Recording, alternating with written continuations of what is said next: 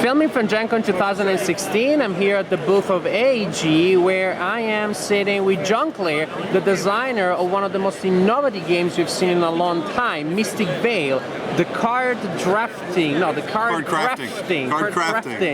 game.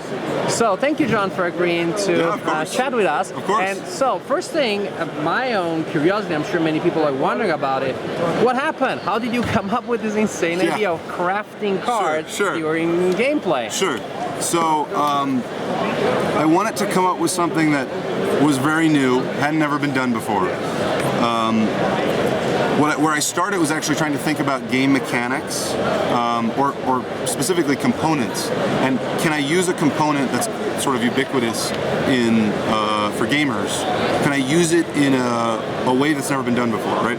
So I thought about, cards, dice, tokens, right? Could these be used in a totally new way that's never been done before? And when I was going through the different components that exist, I landed on card sleeves. And when I said, oh, okay, wait a second, card sleeves, those have never been used before in a meaningful way, at least to my knowledge, never been used before in a meaningful way where you can't play the game without them. So then, of course, the next step was, if a game has card sleeves as a essential component in the game, what does that look like, right? How would that game work? Yeah. And that was the germ of the idea. So a lot of people like to point to the card sleeves or the transparent cards as here's the cool hook, right? Yeah. The idea started with the card sleeves, and really the card sleeves is like the star of the show in this game. Excellent. From that initial idea to this, I'm sure there was a lot of play testing that needed to be done, but how did you manage to put together a prototype? Again, given that the game is so different, physically so different from many other ones. So some people may or may not have heard of a game also designed by me that will be coming out next year called Edge of Darkness. That was actually the first card crafting game I designed. I pitched that game to AEG. They liked it. They picked it up.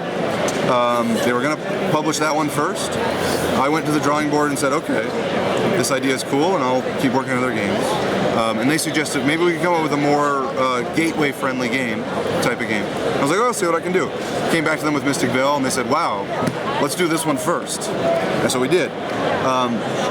But a lot of that figuring out how to prototype the game and how to actually make the components and the transparent cards happened in the process of developing Edge of Darkness.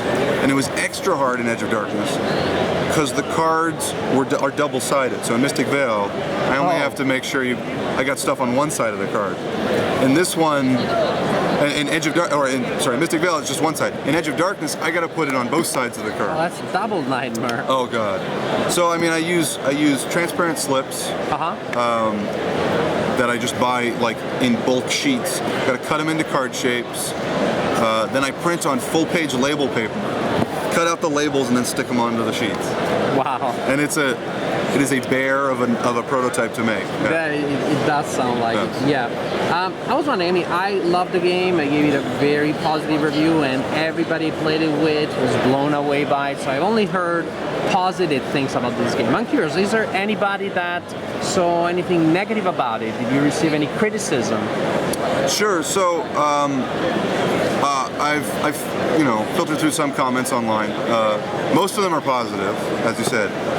The negative criticisms, the most common one I've heard, I think, is some people felt like they wanted more in the game, which of course is, to me, is almost a good sign, right? But, that usually, absolutely. It's always good. The game is fun, but I want more. I would say, I think, so the base game has, and maybe the first 5 times you play, there's some nuanced strategies that aren't readily apparent. There's some obvious strategies, and if you're just focusing on the obvious strategies, you'll sort of explore all of those within the first, 5 to 10 games or so, right? You'll see the obvious combos. There's some nuanced strategy that I think separate the good players from the really good players. This is a game where the really good players will have a really good winning percentage, right? A very good player at this game will win 80% of the time, versus people who are just picking up the obvious stuff. I think that the 3 levels of nuance are card crafting. So there's some more subtle things to card crafting than simply, oh, this card pairs well with that card. Yeah. So as an example, right?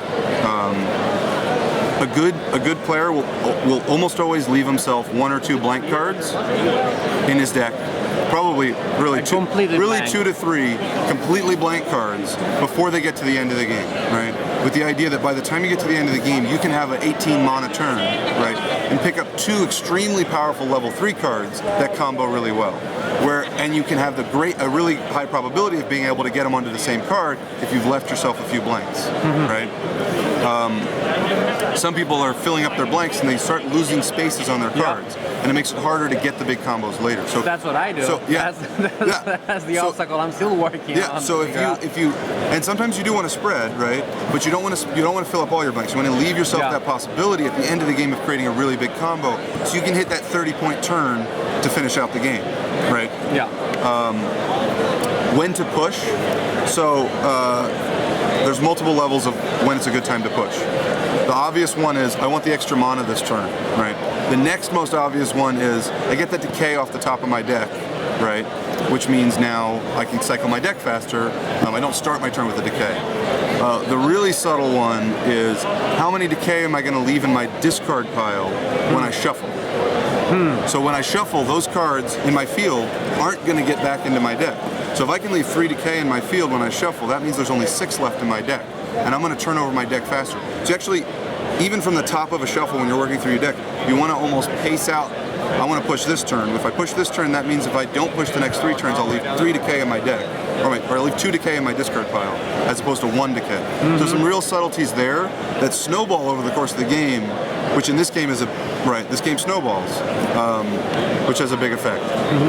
Take notes, viewers at home, because you just learned some of the secrets. The third nuance is one of the other critiques actually, which is fair. If you're a player who likes player-to-player interaction, right? Attacking or just direct trading, that doesn't show up in Mystic Vale, right? And if you only like games like that, then Mystic Vale's probably not your game. Yeah. Mystic Vale was designed to be a pure engine builder, right? Where you're trying to build the fastest engine and beat other people to it, and basically build the most epic engine with the most broken, powerful cards, and score the most points before the game ends, right? And trust me, when I steal the card that I know my friend wanted to take, that person will not complain that there isn't enough interaction. So the interaction, so the interaction in the game. So you can play very heads down, and often players do the first couple times they play, which they're figuring out all the cards, they're figuring out the combos. So you're right. But again, the good players, especially in a 2-player heads-up game, not just seeing that would be a good card for him, I'm going to take it, right?